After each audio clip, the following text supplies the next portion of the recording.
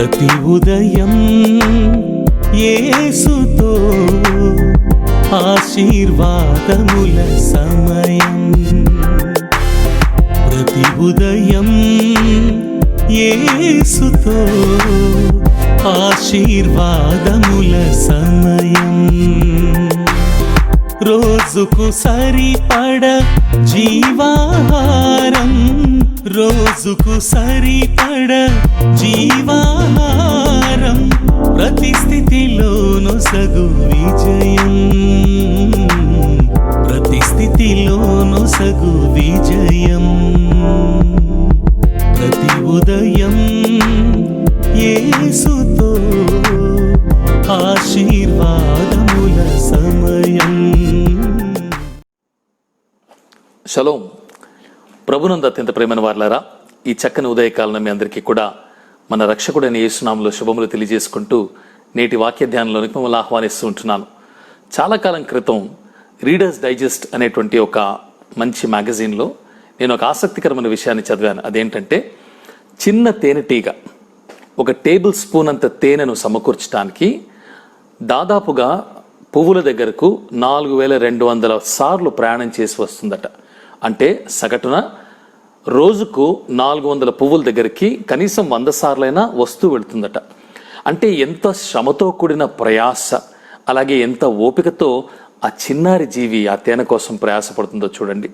Beloved, I greet you in the precious and matchless name of our Lord Jesus this morning, and I welcome you to this morning's meditation. Once upon a time, that's quite a long time back, I read a small article in the Reader's Digest.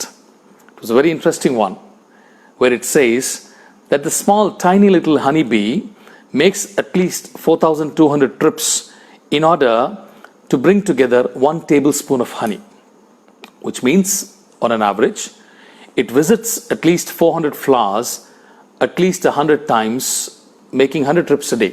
That's what I mean to say. It visits 400 flowers, making 100 trips per day.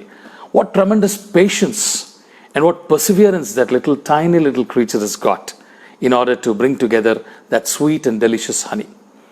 It has patience, it has endurance, and it is committed to its job.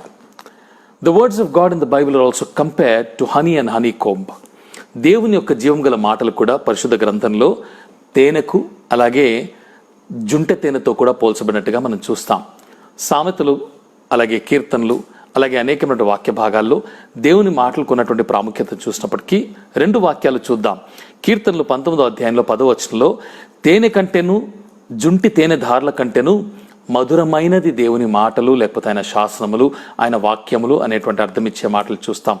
We see in Psalms 19 verse 10 where it says, but the psalmist writes, sweeter also than honey and drippings of honeycomb are your precepts and your commandments, Lord. What a wonderful statement. Likewise, అలాగే కీర్తనలు 119లో 103లో కూడా మనం చూసినప్పుడు, నీ వాక్యములు నా జిహ్వకు ఎంతో మధురములు, అది నా నోటికి తేనె కంటే తీపిగా నున్నవి అనేటువంటి మాట మనం చూస్తాం. In Psalms 119 verse 103, again the psalmist writes, how sweet are your words to my taste, sweeter than honey to my mouth. Beautiful words written there. దేవుని మాటలు మధురమైనటువంటి తేనెతో, జుంటి తేనె అంటే తేనె తట్టుతో కూడా దాని నుంచి కారేటువంటి మధురమైన తేనె ధారలతో పోల్చినట్టుగా చూస్తాం. ప్రియులారా, బైబిల్ గ్రంథం దాదాపుగా 1500 సంవత్సరాల కాల పరిమితిలో వివిధ తరములలో అనేక మంది వ్యక్తుల చేత దేవుడు రాయించాడు. The Holy Bible was written across a span of 1500 years, 1500 years, by many men of God and prophets. And God worked patiently through these people for so many generations in order to compile these beautiful words for us to be able to read and learn to live according to them. దేవుడు ఎంతో ఓపికతో, ఎంతో సహనంతో, శ్రద్ధ కలిగినటువంటి వాడే అనేక మంది ప్రవక్తల చేత, అనేక మంది దైవజనుల చేత ఈ యొక్క జీవపు మాటలు ఈ బైబిల్ గ్రంథంలో సమకూర్చడానికి ప్రయాసపడినట్టుగా మనం చూస్తాం. ఎంత ఓపికతో ప్రభు పనిచేశాడు, ఎంత సహనంతో దేవుడు ఇన్ని వందల సంవత్సరాలు ఆయన వ్యక్తుల చేత మాటలు రాయించాడు అని చూస్తున్నాం.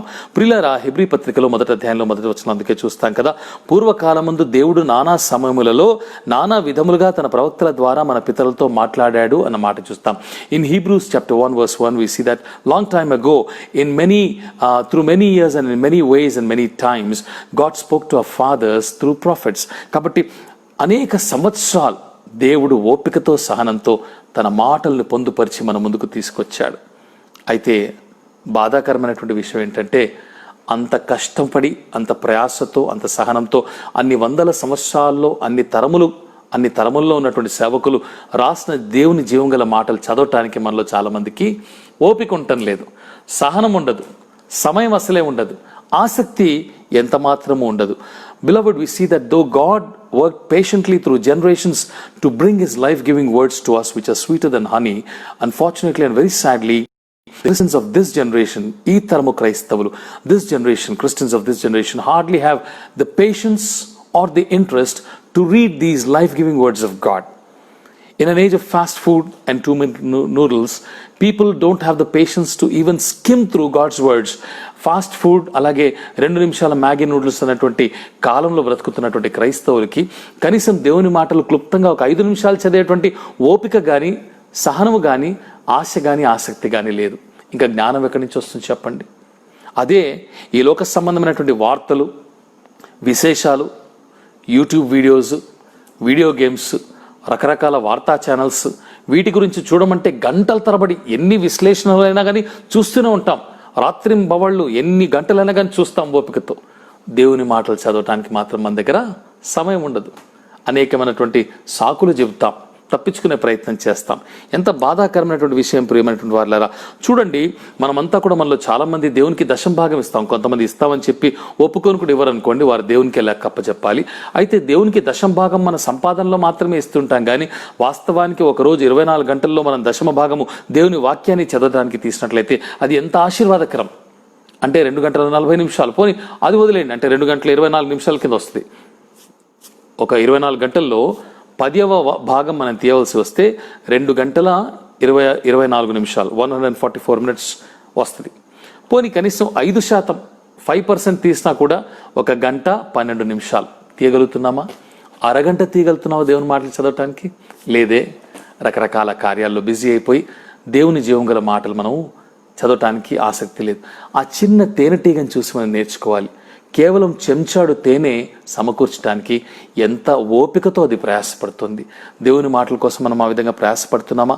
ప్రియమైనటువంటి వారులారా, నిర్గమాకాండం 16వ అధ్యాయంలో 14 నుంచి 36 వచనాల్లో, అలాగే సంఖ్యాకాండం 11వ అధ్యాయంలో 7-8 వచనాల్లో కూడా చూసినప్పుడు దేవుడు తన ప్రజలైనటువంటి ఇశ్రాయేలుని పోషించడానికి ఆకాశం నుంచి మన్నా కురిపించాడు. ఎలా కురిపించాడు? ఈ రోజుల్లో తినడానికి సిద్ధంగా ఉన్నటువంటి సిద్ధపరిచినటువంటి ఆహార పొట్లాలను హెలికాప్టర్లో నుంచి ఏ విధంగా అయితే పైనుంచి విసిరేస్తారో వరద బాధితులకి, అలా విసిరేలేదు దేవుడు. సిద్ధపరిచినటువంటి ఆహారం కాదు. ఆ మన్నా అనేటువంటిది చిన్న చిన్న కణములు. ఒక సంఖ్యాకాండంలో అయితే కొత్తిమీర యొక్క విత్తనంతో, గింజతో పోల్చబడింది, అంటే ధనియాల గింజతో పోల్చబడినట్టుగా చూస్తాం. అయితే ప్రజలు ఏం చేశారు? వాటిని పోగు చేసుకోవటానికి వెళ్ళి వాళ్ళు దినమంతా కూడా కష్టపడి వాటిని అన్నింటినీ పోగు చేసుకొని వారికి కావలసినంత తీసుకొచ్చి వారు కొంతమంది తిరగల్లో విసిరారు, కొంతమంది రోట్లో వేసి దంచి అటు తర్వాత పెనంలో కాల్చుకున్నారు, అలాగే వండుకున్నట్టుగా చూస్తాం. ఎంతో ఓపికతో సహనంతో వారికి కావలసినటువంటి ఆహారాన్ని వారు పోగు చేసుకొని దాన్ని దంచి, దాన్ని విసిరి, దాన్ని పెనం మీద కాల్చుకొని అప్పములు చేసుకొని తిన్నారు, అలాగే వండుకొని తిన్నట్టుగా చూస్తాం. In Exodus chapter 16 verses 14 to 36 and also in Numbers chapter 11 verses 7 and 8, we see that God did not drop packets of food from heaven like they drop relief food these days, ready-made food. No, he did not do that. He sent down manna from heaven so that people could go out into the fields and gather omers that is required for each family, bring it back and then either pound it in mortar or grind it and make flax cakes out of it and consume it. Therefore, people demonstrated great patience and endurance in doing that.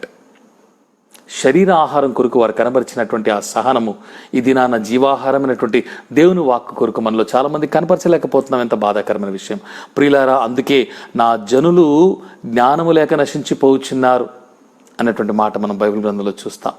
మనకు దేవుని సంబంధమైన వాక్య జ్ఞానం ఎందుకు లేదు? పరిజ్ఞానం అంటే దాన్ని చదవడం లేదు. అందుకే చాలామంది జీవితాలు అస్తవ్యస్తమైపోతుంటున్నాయి, కుటుంబాలు పాడైపోతుంటున్నాయి. వ్యక్తిగత జీవితంలో దేవుని యొక్క వాక్యాన్ని గురించిన అవగాహన లేకపోవడాన్ని బట్టి సరైన నిర్ణయాలు తీసుకోలేకపోతున్నారు. People are not able to take the right decisions in their lives. People are not able to find solutions to their problems. People are not able to find the right way or path to take in case of calamities in their life, basically because they lack the knowledge of the word of God.